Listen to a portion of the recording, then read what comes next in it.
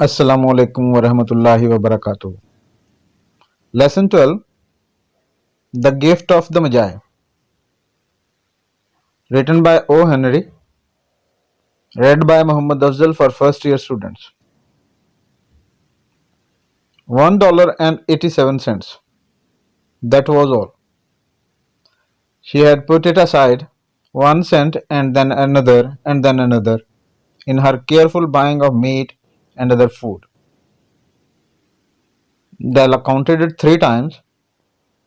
$1.87. And the next day would be Christmas. There was nothing to do but fall on the bed and cry. So Della did it. Only $1.87 to buy a gift for her Jim. She had had many happy hours planning something nice for him, something nearly good enough, something almost worth the honor of belonging to Jim. The James Dillingham Youngs were very proud of two things which they owned. One thing was Jim's gold watch. It had once belonged to his father, and long ago it had belonged to his father's father. The other thing was Della's hair. If a queen had lived in the rooms near theirs, Della would have washed and dried her hair where the queen could see it. Della knew her hair was more beautiful than any queen's jewels and gifts. If a king had lived in the same house with all his riches, Jim would have looked at his watch every time they met. Jim knew that no king had anything so valuable.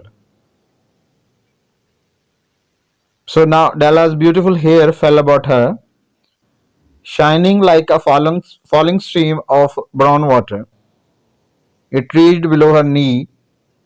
It almost made itself into a dress for her. And then she put it up on her head again, nervously and quickly. Once she stopped for a moment and stood still while a tear or two ran down her face. She put on her old brown coat. She put on her old brown hat. With the bright light still in her eyes, she moved quickly out of the door and down to the street. Where she stopped, the sign said, Mrs. Sofronie, hair articles of all kinds. Up to the second floor, Della ran and stopped to get her breath. Mrs. Sofronie, large, too white, cold-eyed, looked at her. Will you buy my hair? Asked Della. I buy hair, said Mrs. Sofronie. Take your hat off and let me look at it. Down fell the brown waterfall. $20, said Mrs. Sofronie, lifting the hair to feel its weight. Give it to me quickly, said Della. Oh, and the next 2 hours seemed to fly. She was going from one shop to another to find a gift for Jim. She found it at last. It surely had been made for Jim and for no one else. There was no other like it in any of the shops, and she had looked in every shop in the city. It was a gold watch chain, very simply made. Its value was in its pure and rich material. Because it was so plain and simple, you knew that it was very valuable. All the good things are like this. It was good enough for the watch.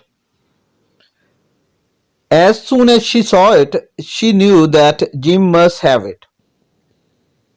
It was like him, quietness and value. Jim and the chain both had quietness and value. She paid $21 for it and she hurried home with the chain and 87 cents.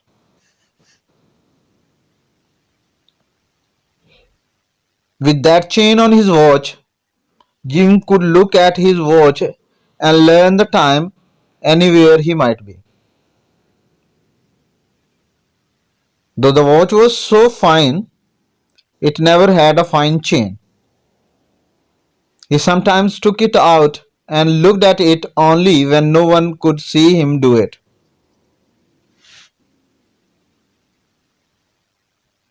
When Della arrived home, her mind quietened a little. She began to think more reasonably. She started to try to cover the sad marks of what she had done. Love and large-hearted giving, when added together, can leave deep marks. It is never easy to cover these marks, dear friends, never easy. Within 40 minutes, her head looked a little better. With her short hair, she looked wonderfully like a schoolboy. She stood at the looking glass for a long time. If Jim doesn't like me, she said to herself, before he looks at me a second time, he will say I look like a girl who works for money. What could I do? Oh, what could I do with $1.87? At 7, Jim's dinner was ready for him. Jim was never late. Della held the watch chain in her hand and sat near the door where he always entered.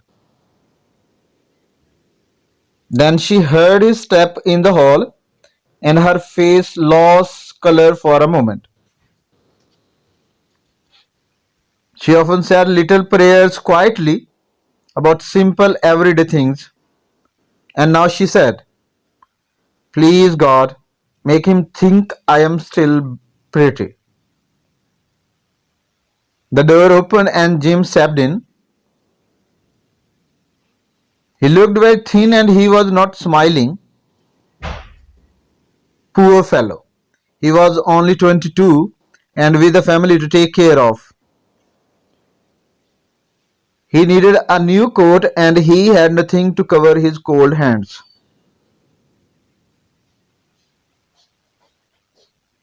Jim stopped inside the door. He was as quiet as a hunting dog when it is near a bird. His eyes looked strangely at Della, and there was an expression in them that she couldn't understand. It filled her with fear. It was not anger, nor surprise, nor anything else she had been ready for. He simply looked at her with a strange expression on his face. Della went to him. Jim, dear, she cried, don't look at me like that. I had my hair cut off and sold it. I couldn't live through Christmas without giving you a gift. My hair will grow again. You won't care, will you? My hair grows very fast. It's Christmas time, Jim. Let's be happy. You don't know what a beautiful nice gift I got for you. You cut off your hair, asked Jim slowly. He seemed to labor to understand what had happened. He seemed not to feel sure he knew. Cut it off and sold it, said Della. Don't you like me now? I'm me, Jim. I am the same without my hair. Jim looked around the room. You say your hair is gone, he said.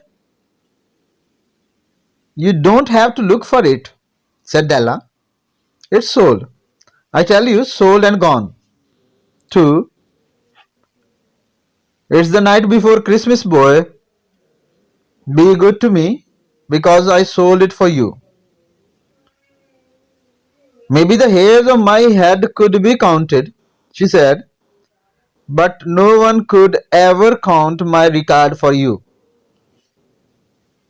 Shall we eat dinner, Jim? Jim folded his arms before him. For 10 seconds, let's look in another direction. $8 a week or $1 million a year? How different are they? Someone may give you an answer, but it will be wrong. The Magi brought valuable gifts, but that was not among them. My meaning will be explained soon. From inside his coat, Jim took something tied in a paper. He threw it upon the table. I want you to understand me, Dal, he said. Nothing like a haircut could make me care less for you. But if you will open that, you may know what I felt when I came in. White fingers pulled off the paper, and then a cry of joy, and then a change to tears. For there lay the combs that Della had seen in a shop window and loved for a long time. Beautiful combs, with jewels perfect for her beautiful hair. She had known they cost too much for her to buy them. She had looked at them without the least hope of owning them. And now they were hers, but her hair was gone. But she held them to her heart and at last was able to look up and say, my hair grows so fast, Jim. And then she jumped up and cried, oh, oh. Jim had not yet seen his beautiful gift. She held it out to him in her open hand. The gold seemed to shine softly as if with her own warm and loving spirit. Isn't it perfect, Jim? I hunted all over the town to find it. You will have to look at your watch 100 times a day now. Give me your watch. I want to see how they look together. Jim sat down and smiled. Della, said he, let's put our Christmas gifts away and keep them a while. They are too nice to use now. I sold the watch to get the money to buy the combs. And now I think we should have our dinner. The Magi, as you know, were wise men, wonderfully wise men, who brought gifts to the newborn Christ child. They were the first to give Christmas gifts. Being wise, their gifts were doubtlessly wise ones. And here I have told you the story of two children who were not wise. Each sold the most valuable thing he owned in order to buy a gift for the other. But let me speak the last word to the voice of these days. Of all who give gifts, these two were the wisest.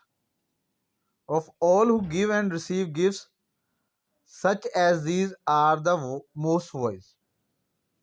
Everywhere they are the wisest ones. They are the Magi. The End of the Gift of the Magi, read by Muhammad Afzal for first year students.